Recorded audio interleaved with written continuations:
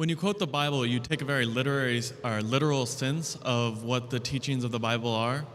And for the past 500 years, we've taken it more as parables and stories that it shouldn't be taken literally, but for the actual meanings behind it.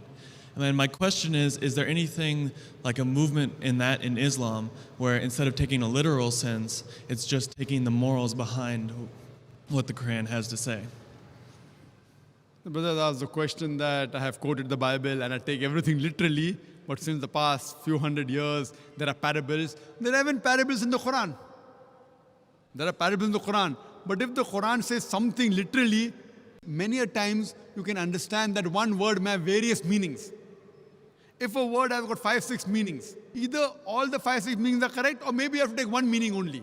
But that does not mean the Quran says something else and you take the opposite meaning. There are parables in the Quran also, many parables in the Quran. But that doesn't mean it literally goes against the Quran. So what the Quran says and the Bible says, if the original Injil, the revelation which was given to Jesus Christ, peace be upon him, it was sent as a guidance. So what is mentioned, you have to follow it. Yes, there may be certain times that there may be other meanings which may also be right. But that does not mean what is the normal meaning that should not be taken. Yes, brother. Like, for example, you were quoting Leviticus about the clothing in Christianity. But in the later teachings, Jesus talks about just being modest and be modest for yourself. And so that a Christian would take not the literal meaning of you need to cover up, you need to not have the loose clothing, but just say that in modern society, it's a different idea, that modesty isn't the same. Very good. See, I really like your question. If you ask me a question, and I'll clarify you, I'll try my level best. The brother has given an example that when I talk about Leviticus, I didn't quote Leviticus, I quoted Deuteronomy chapter number 22, verse number 5, etc., which talks about modesty, 1 Timothy chapter number 2, verse number 9, even 1 Corinthians chapter number 11, verse 5 to 7, modesty. What now brothers trying to tell me that what Jesus Christ, peace be upon him, told that you have to be modest. But what he meant was not literally about the clothes, but just modest in society. That is your understanding of the Bible. Let's see what Jesus Christ, peace be upon him, said. Jesus Christ, peace be upon him, said in the Gospel of Matthew, chapter number 5, verse number 17 to 20, think not that I have come to destroy the law of the prophets. I have come not to destroy, but to fulfill. Until the heaven and the earth pass away, not one jot or tittle shall pass away from the law until all be fulfilled. And whosoever shall break one of the least commandments and teach men to do so shall be called least in the kingdom of heaven. And whosoever shall keep the commandments and teach the same shall be called great in the kingdom of heaven. Unless your righteousness exceeds the righteousness of the scribes and the Pharisees, in no way shall you enter the kingdom of heaven. This is a verbatim quotation from King James Version. I'm speaking from my head.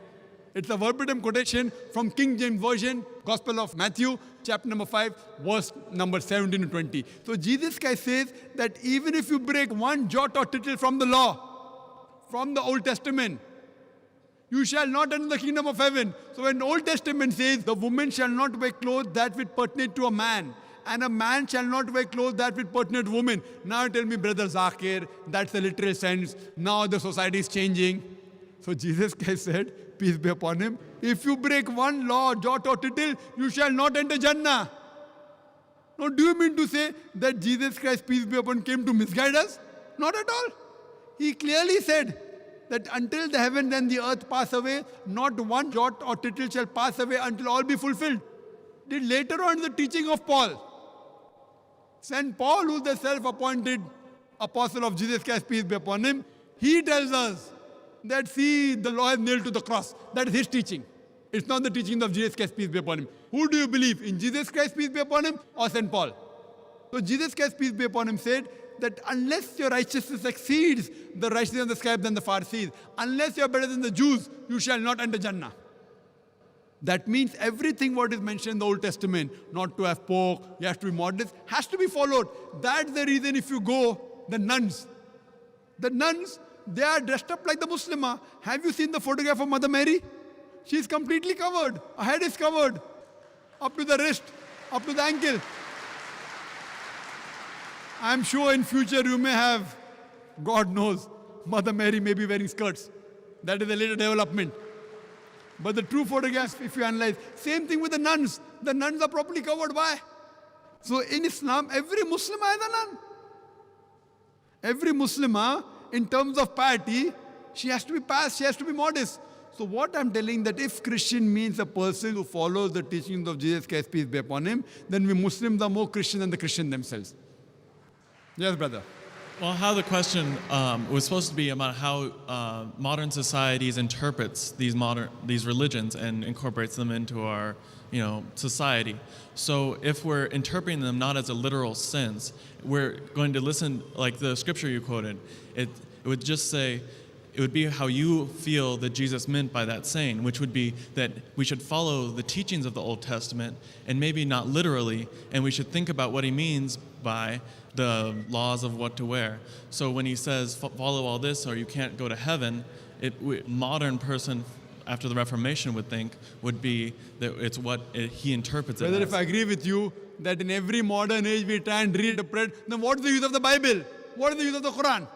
If you're going to reinterpret, keep on reinterpreting into modern age and what the modern society believes, you're going to put the Bible into that shell. So what is the use of the Bible then? Why do you require the Bible? Why do you require?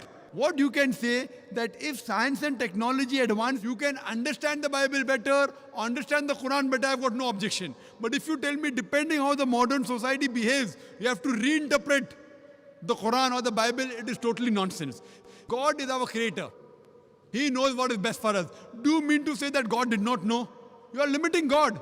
That means you are trying to tell me that God did not know that the society is going to change. If you analyze the Quran, though it was revealed 1400 years ago, you cannot point out a single verse of the Quran which is against modern established science. Do you know that?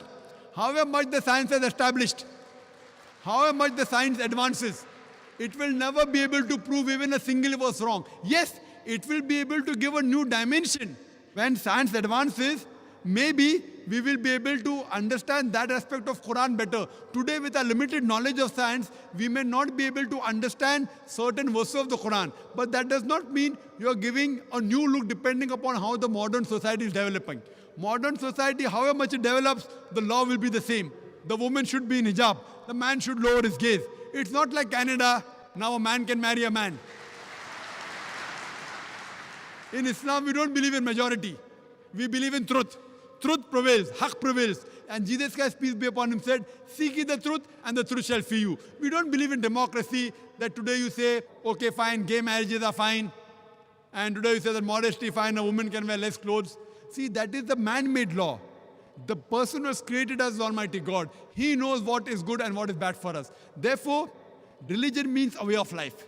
So we follow the guidance given by a creator, then only we'll be on the true path. Hope that answers the question.